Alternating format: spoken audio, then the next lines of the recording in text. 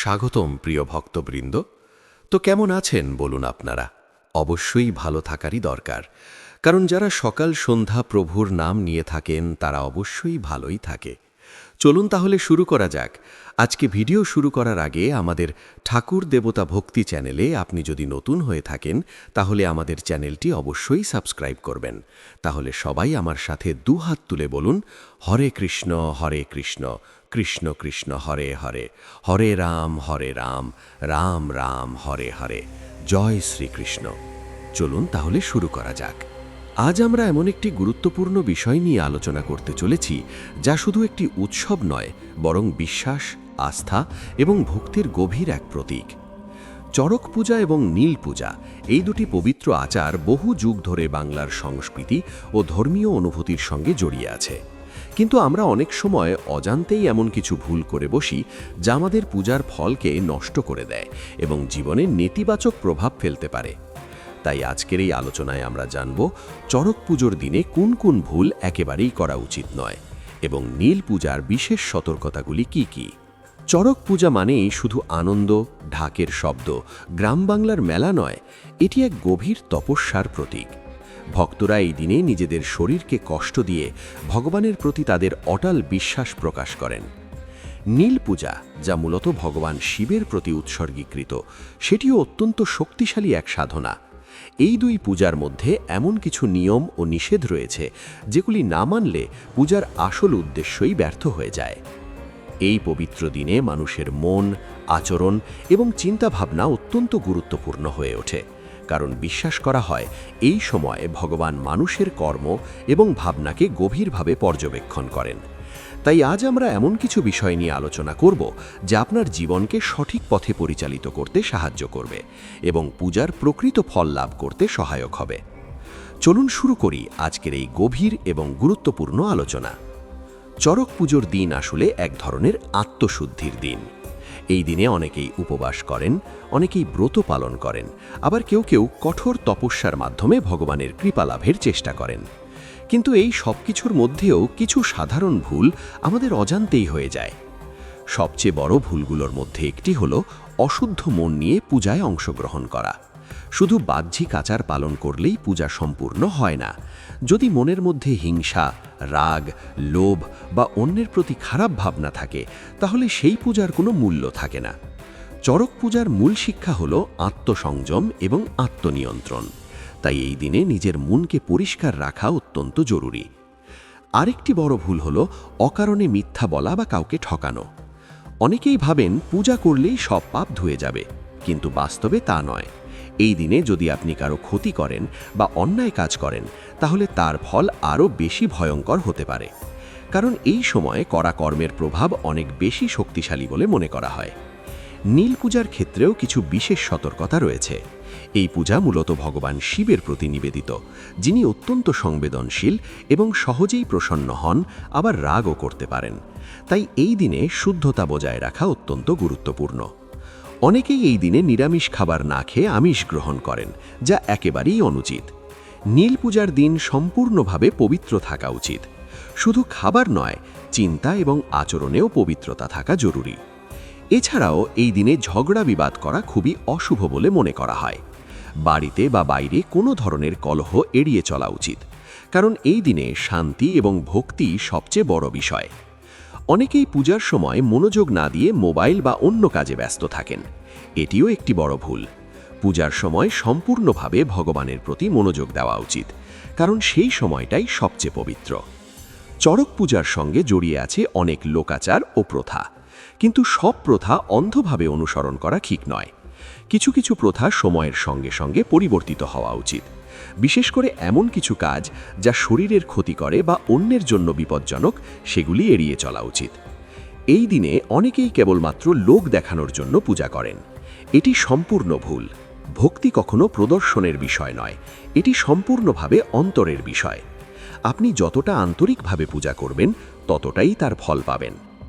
নীল পূজার সময় অনেকেই সঠিক নিয়ম জানেন না, ফলে তারা ভুলভাবে পূজা করে ফেলেন।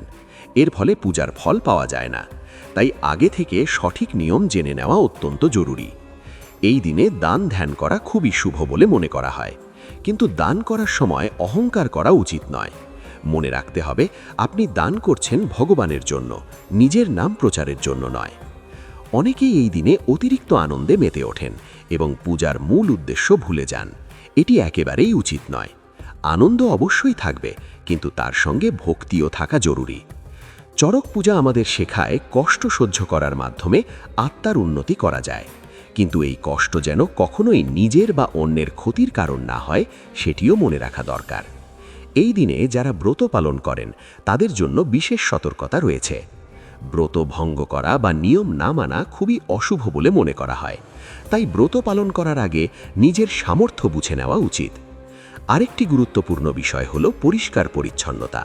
পূজার স্থান, নিজের শরীর এবং আশপাশ সবকিছু পরিষ্কার রাখা অত্যন্ত জরুরি, কারণ পবিত্রতা ছাড়া পূজা সম্পূর্ণ হয় না। অনেকেই এই দিনে ভগবানের নাম জপ করেন না, অথচ এই সময়ে নাম জপ করার বিশেষ গুরুত্ব রয়েছে। এটি মনকে শান্ত করে এবং ভক্তিকে আরও গভীর করে। চড়ক পূজার সময় অনেকেই কুসংস্কারে বিশ্বাস করেন, যেমন ভয় দেখানো, অযথা আতঙ্ক ছড়ানো ইত্যাদি। এগুলি থেকে দূরে থাকা উচিত, কারণ সত্যিকারের ভক্তি কখনো ভয়ের উপর ভিত্তি করে নয়, বরং বিশ্বাসের উপর দাঁড়িয়ে থাকে। এই দিনে অন্যের সমালোচনা করা থেকেও বিরত থাকা উচিত, কারণ এটি মনের পবিত্রতা নষ্ট করে। বরং সবার জন্য ভালো কামনা করা উচিত। নীল পূজার সময় অনেকেই উপবাস করেন, কিন্তু উপবাস করার সময় শরীরের যত্ন নেওয়াও জরুরি।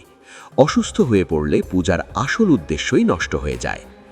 সবশেষে বলা যায়, চড়ক পূজা এবং নীল পূজা শুধু একটি ধর্মীয় আচার নয়, এটি আমাদের জীবনের একটি গুরুত্বপূর্ণ শিক্ষা।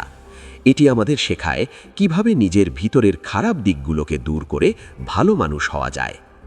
এই সমস্ত বিষয়গুলি যদি আমরা মেনে চলি, তাহলে শুধু পূজার ফলই নয়, আমাদের জীবনও সুন্দর এবং শান্তিপূর্ণ হয়ে উঠবে। চড়ক পূজা ও নীল পূজার এই গভীর তাৎপর্য বুঝতে গেলে আমাদের মনে রাখতে হবে, এই উৎসব শুধু বাহ্যিক নয়, এটি সম্পূর্ণভাবে অন্তরের এক সাধনা। মানুষ যখন নিজের কষ্ট, নিজের ত্যাগ, নিজের বিশ্বাস দিয়ে ভগবানের কাছে আত্মসমর্পণ করে, তখনই এই পূজার প্রকৃত অর্থ প্রকাশ পায়। কিন্তু সেই আত্মসমর্পণ যদি সঠিক পথে না হয়, তাহলে তা শুধু অর্থহীন নয়, অনেক সময় ক্ষতিকরও হতে পারে। এই দিনে অনেকেই একটি বড় ভুল করে বসেন, আর সেটি হলো অন্যের ভক্তিকে বিচার করা। কেউ হয়তো বেশি আচার পালন করছেন, কেউ কম। এই তুলনা করা সম্পূর্ণ অনুচিত। ভগবান কখনো বাহ্যিক আচার দিয়ে বিচার করেন না, তিনি দেখেন হৃদয়ের ভক্তি। তাই অন্যের পূজা নিয়ে মন্তব্য করা বা সমালোচনা করা এই পবিত্র দিনে একেবারেই এড়িয়ে চলা উচিত। চড়ক পূজার সময় গ্রাম বাংলায় যে মেলা বসে, সেখানে অনেক আনন্দ, উৎসব এবং মানুষের ভিড় থাকে। কিন্তু এই আনন্দের মাঝেও কিছু সতর্কতা রাখা জরুরি। অনেক সময় মানুষ অতিরিক্ত উচ্ছ্বাসে এমন কিছু কাজ করে বসেন, যা তাদের নিজের বা অন্যের ক্ষতির কারণ হয়ে দাঁড়ায়। বিশেষ করে যারা চড়ক গাছের সঙ্গে বিভিন্ন আচার পালন করেন, তাদের জন্য নিরাপত্তা অত্যন্ত গুরুত্বপূর্ণ। ভক্তি কখনোই নিজের প্রাণকে বিপদে ফেলার নাম নয়। নীল পূজার সময় ভগবান শিবের আরাধনা করা হয়, যিনি ধ্বংস এবং সৃষ্টির প্রতীক। এই দিনে শিবের কাছে প্রার্থনা করা হয় জীবনের সমস্ত কষ্ট দূর করার জন্য। কিন্তু অনেকেই শুধুমাত্র নিজের স্বার্থের জন্য প্রার্থনা করেন। এটি একটি বড় ভুল। প্রার্থনা সবসময় হওয়া উচিত নিঃস্বার্থ এবং সবার মঙ্গল কামনার জন্য। এই দিনে অনেকেই ভাবেন একদিন পূজা করলেই জীবনের সব সমস্যা মিটে যাবে, কিন্তু বাস্তবতা হলো পূজা একটি পথ, যা আমাদের সঠিক দিশা দেখায়। সেই পথে চলার দায়িত্ব আমাদের নিজেদের। তাই পূজার পাশাপাশি নিজের আচরণ, চিন্তা এবং কাজকেও পরিবর্তন করা জরুরি।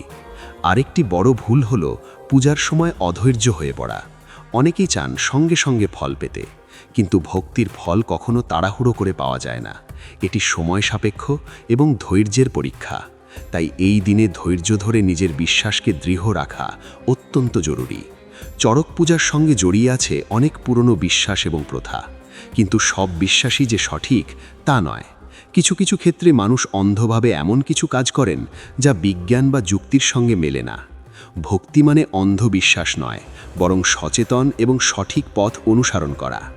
নীল পূজার দিন অনেকেই সারাদিন উপবাস করে থাকেন এবং সন্ধ্যায় পূজা করেন, কিন্তু এই উপবাস যেন কেবল শরীরের কষ্ট না হয়ে যায়, সেটি মনে রাখা দরকার। উপবাসের মূল উদ্দেশ্য হল মনকে নিয়ন্ত্রণ করা, নিজের ইচ্ছাকে সংযত করা। তাই শুধু না খেয়ে থাকলেই উপবাস সম্পূর্ণ হয় না, মনকেও নিয়ন্ত্রণ করতে হয়। এই দিনে অনেকেই নিজেদের জীবনের দুঃখ কষ্ট নিয়ে অতিরিক্ত চিন্তিত হয়ে পড়েন, কিন্তু এই দিনটি আসলে ইতিবাচক শক্তি গ্রহণ করার দিন। তাই নেতিবাচক চিন্তা থেকে দূরে থেকে ভগবানের প্রতি বিশ্বাস রেখে এগিয়ে যাওয়াই উচিত। চড়ক পূজার একটি গুরুত্বপূর্ণ দিক হল সমাজের সকল মানুষের অংশগ্রহণ।